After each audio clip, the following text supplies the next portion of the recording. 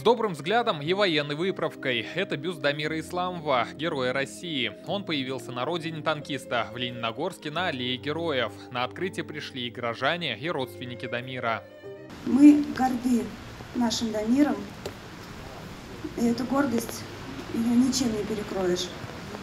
Еще раз огромная благодарность вам, всем жителям Лениногорска, за то, что вы чтите память нашего брата. Звание Героя России посмертно Дамир Исламов получил весной. Во время специальной военной операции экипаж танка под командованием лениногорца уничтожил огневую точку и 4 боевые машины противника. В ходе сражений танк Дамира Исламова подбили, экипаж погиб. Дамир Исламов был танкистом, воспитанником Казанского танкового училища. Мы продолжаем традицию увековечения памяти наших солдат. На территории школы номер 6 установлен бюст Дамиру Исламову. На доме, где он жил, установлена мемориальная доска. В школьных музеях появятся уголки, посвященные памяти героям.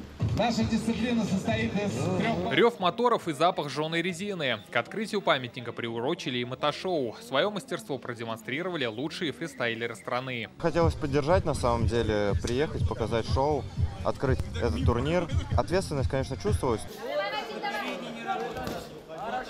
Хук с правой, джеб и апперкот. Так во Дворце культуры прошел первый турнир по боксу имени Дамира Исламова. Парень с детства увлекался этим видом спорта и показывал хорошие результаты. На открытие соревнований приехали легендарные боксеры Денис Лебедев и Александр Поветкин.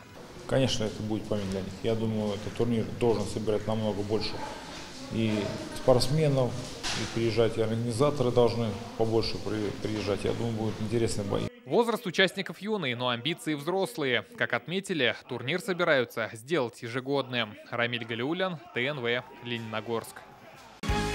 Закажи рекламу на ТНВ. Телефон в Казани 5 705 100.